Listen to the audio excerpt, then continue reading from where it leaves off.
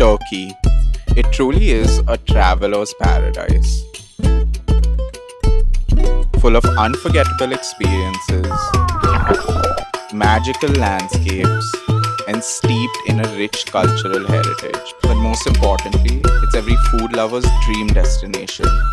So join us as we take a family road trip to explore this amazing country and all it has to offer.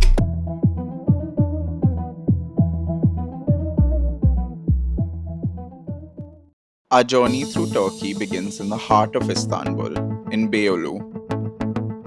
We picked Istiklal Street because we wanted to be at the center of the action. And if you don't have that much time and you're visiting for the first time, it's absolutely ideal to be at Istiklal Street.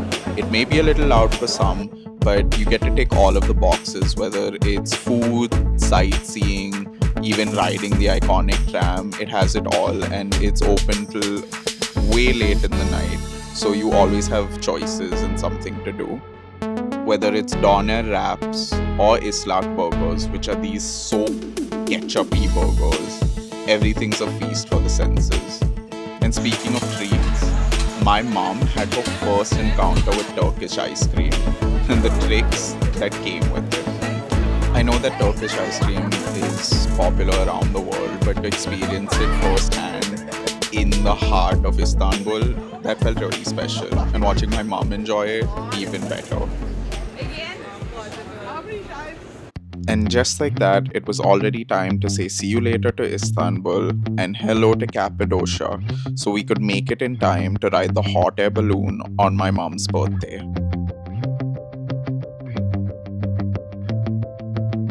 So we're on our way to Cappadocia right now. Roads are super wide here, so the drive has been fantastic. Yeah, and I'm playing the DJ. Kidding, Isha's being the DJ. Yeah, Keisha's being the DJ, Rachita's doing navigation. So yeah, should be interesting. For our drive, we booked the Peugeot Expert Traveler, which is a 9-seater van, and filled up all 9 seats. As you can see, it had sufficient space for our luggage and was actually just the perfect vehicle. We booked at Sizgi, and I've put a link in the video description.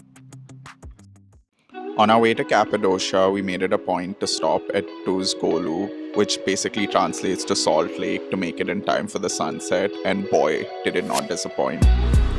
We made it to Lake Tuz, which is a salt lake. It's massive and it's crowded.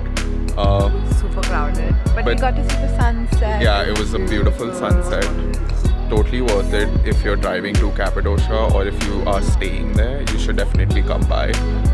Word of warning, it does get super crowded. But yeah, you can walk out all the way into the lake and catch the sunset. Though I think from what we've read and seen, you need to carry a footwear change.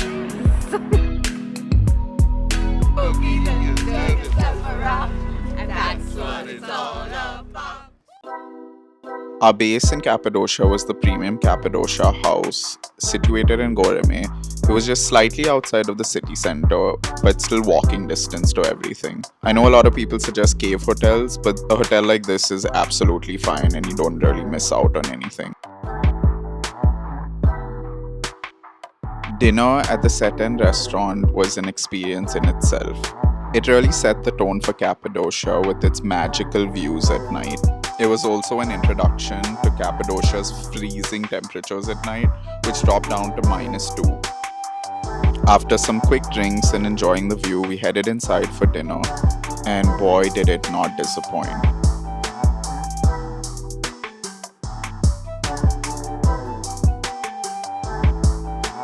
They serve mainly Turkish cuisine, but we were there for 2-star local dishes. First up is mandi, which is basically dumplings filled with spice meat, topped with creamy yogurt, garlic, and a drizzle of hot paprika-infused butter. And then there was a fiery presentation of tasty kebabs. This is a unique dish which is slow cooked in a sealed clay pot and which is dramatically cracked open at the table. The tender meat and vegetables inside are perfectly seasoned.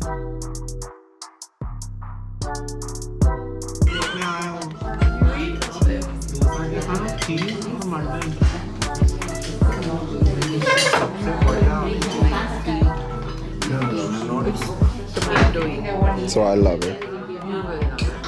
It's not spicy at all. No visit to Cappadocia is complete without a hot air balloon ride. It starts at 6 a.m., but trust me, the views make it worth it.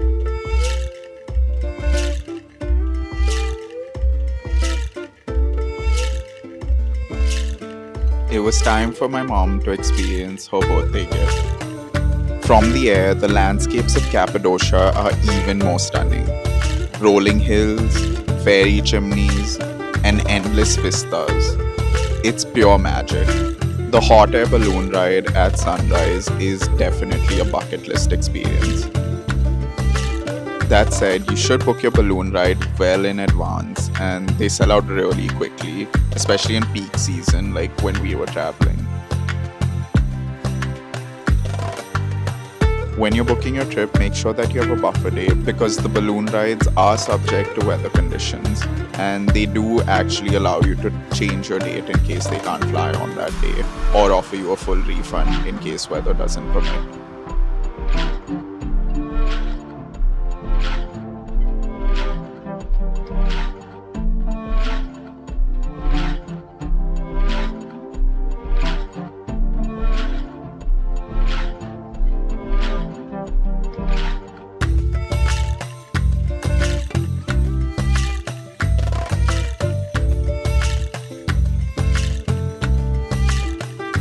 There's a link to our balloon operator in the description below, and while their organization from pickup to drop and the balloon ride itself was perfect, we did have some trouble with the language barrier and they weren't able to accommodate our large group together, meaning we had to ride separately and sort of experience it separately, which kind of put a slight dampener on our experience, as we'll hear next.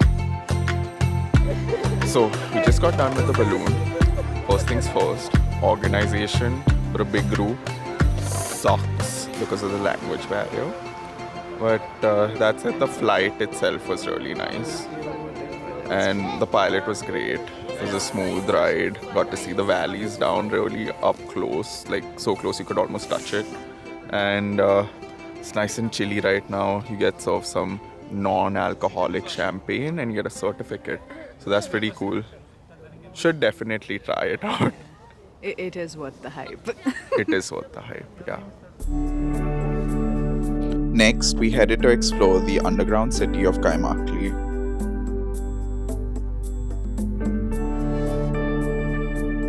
One of the largest underground cities, it housed living quarters, kitchens, stables, and even had an advanced ventilation system. Fair warning though, it's not for the claustrophobic. And most passages require crouching, but it's worth the effort to visit this marvel.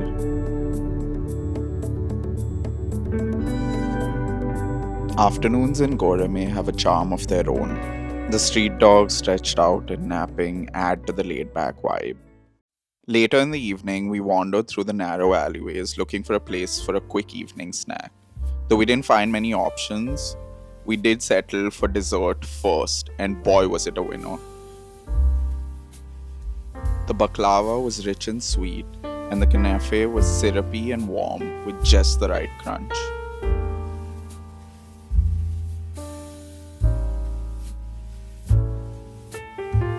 Dinner was at Sedef restaurant, one of Goreme's popular spots. The interiors felt super welcoming and the menu had plenty of options.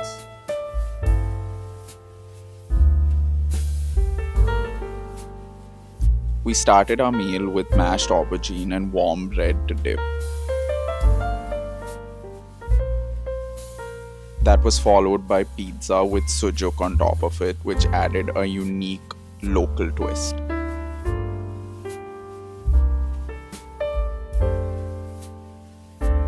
Then there were these perfectly cooked lamb chops, a juicy burger, and some smoky Adana kebabs. After a satisfying dinner, we stepped out feeling full and ready for the next day. On our way to Kash, we've finally stopped for breakfast, left super early in the morning, and hopefully we'll stop in Antalya. Let's see if time permits. It's a 10-hour journey by road, but we left a little earlier, so we've hopefully saved an hour. Let's see how long this break takes. But yeah, the drive's been a straight road. It's been crazy. Good fun. Looking forward to what we see in Kash.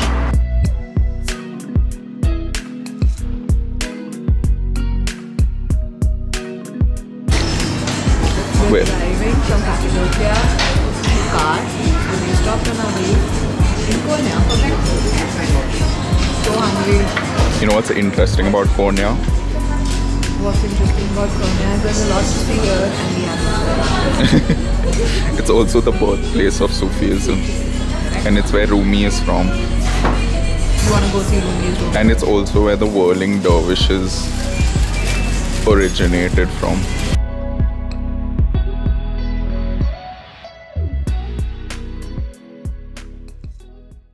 While on our way to Kash, and just outside of Antalya, I made it a point to stop at the ancient city of Perge, an ancient Greco-Roman wonder.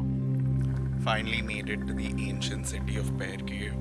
It was used by the Greeks in like 1000 BCE, and then it was used by the Romans in the early 3rd century because of its proximity to basically the coastline here in Turkey. And I mean, crazy sight. I'm currently in the stadium, supposedly supposed to hold 15,000 spectators, which is quite a number, and it's massive. It goes on for quite a while. The ancient city is quite large, so we recommend you wear comfortable shoes and also pack sunscreen and a hat because there's not a lot of shade to go around. After Perge, we stopped by in Antalya and had lunch by the promenade, which was super relaxing and just what we needed. From Antalya, it was a stunning coastline drive all the way to Kash. Our base in Kash was the Nova Kash Hotel, which is actually connected to the Radisson Blu. The rooms are really neat, and we actually got upgraded to a suite with its own private saltwater pool.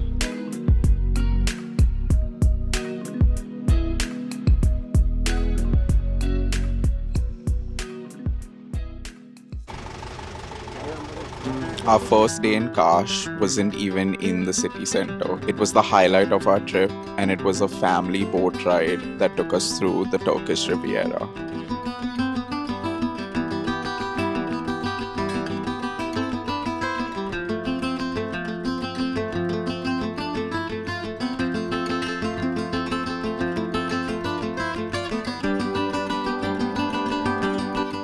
Our first stop was about an hour away, and you know when you've arrived because the water lets you know. It's no wonder why this place is called the Turquoise Coast.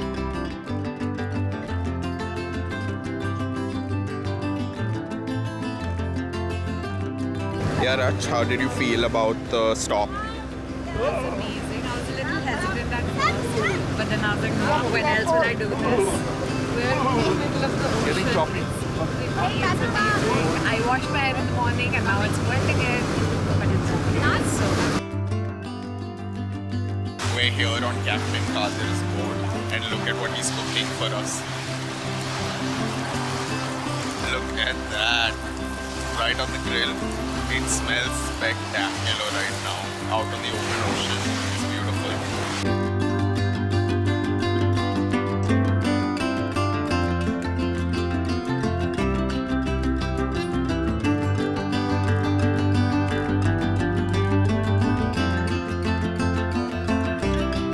Oh, out here in the middle of the ocean.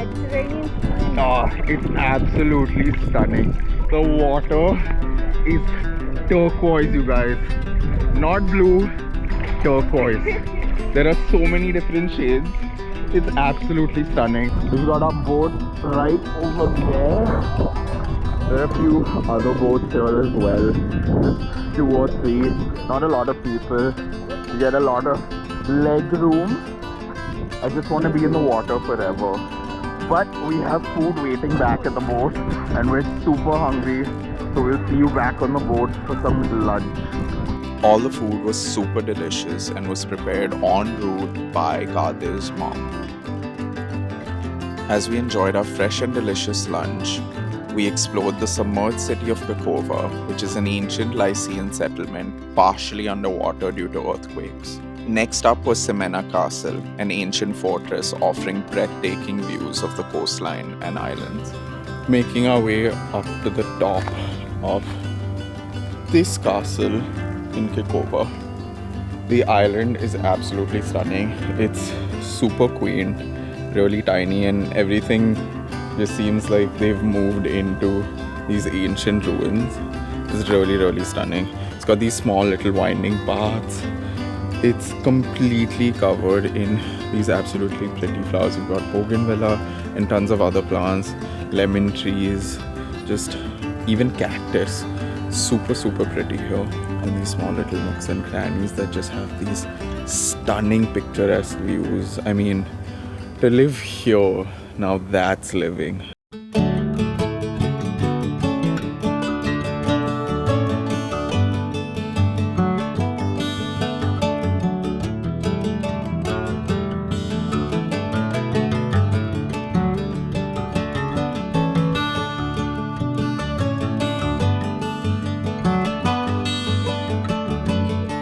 At the castle's base, there are charming spots to grab ice cream and enjoy a leisurely lunch.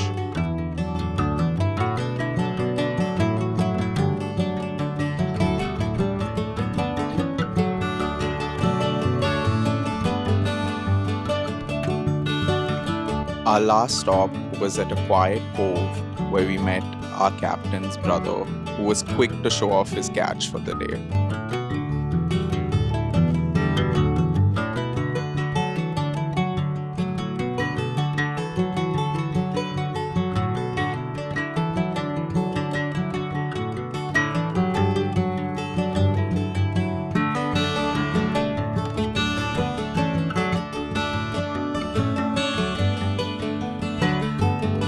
To end the day, we dined at Sempati Restaurant, a cozy family-run place with a warm and inviting atmosphere.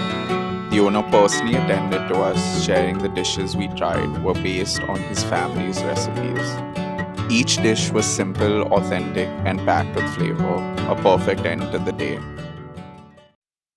The next morning, I was off on a day of adventure. We started with the ancient city of Olympus, with its ongoing excavation and scenic ruins that lead straight to the beach. It's a blend of history and nature. Nestled in a lush valley, Olympus was a major Lycian city known for its strategic location and maritime trade. The city thrived during the Hellenistic, Roman, and Byzantine periods, serving as an important port along the Mediterranean. I definitely recommend visiting here if you're looking for something quiet and offbeat and that's not too crowded. Oh, and we found kittens, because what's a trip without some adorable surprises? The path through the ruins leads directly to a stunning beach. It's a perfect spot to take a break and soak in the serene beauty of the coastline. After exploring the ancient city of Olympus, we headed to the base of Mount Olympus. We took the Olympus cable car to reach the summit. The ride itself was incredible, offering panoramic views of the lush forests and turquoise coastline. At the summit, we were greeted by a statue of Zeus, a nod to the mountain's ties to Greek mythology. The viewing platforms at the top provide 360-degree views, with mountain peaks on one side and a shimmering sea on the other. The cable car runs every 30 minutes and tickets cost about 40 euros. There's a cafe at the summit so you can enjoy snacks or a drink while taking in the views. I'm standing here on Mount Olympus, which overlooks the entire coastline. It's over 2,000 meters high and it's just stunning. Whether you're there for just the mythology, nature, or the breathtaking vistas, Mount Olympus is an experience you won't forget. On our way back to Kash, we made a stop at the historic St. Nicholas Church in Demre. Built in the 4th century, this church is dedicated to St. Nicholas, the inspiration for Santa Claus. He was the Bishop of Myra and became known for his acts of generosity, especially helping the poor and those in need. The church is a remarkable example of Byzantine architecture, with its high arches, faded frescoes, and intricately carved stonework. After leaving Kash and wrapping up our adventures along the coast, we returned to Istanbul for the final leg of our journey. It was time to dive into the city's rich history one last time. The Blue Mosque, which was built in the 17th century. Inside, the Blue Mosque earns its name from the 20,000 hand-painted blue tiles that cover its walls and ceilings. Then it was time for Istanbul's most iconic monument, the Hagia Sophia. Built in 537 AD, stepping inside, you're greeted by the grandeur of its massive dome, which seems to defy gravity. The Hagia Sophia has witnessed the rise and fall of empires, yet it remains a timeless symbol of Istanbul.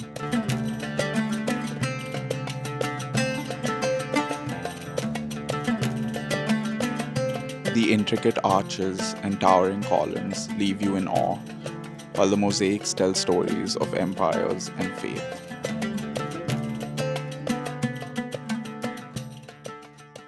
A visit to Istanbul wouldn't be complete without stepping into the Grand Bazaar, which is considered to be one of the world's first shopping malls. Inside, it's a maze of over 4,000 shops, each filled with treasures ranging from carpets, ceramics, spices, jewelry, and even leather goods.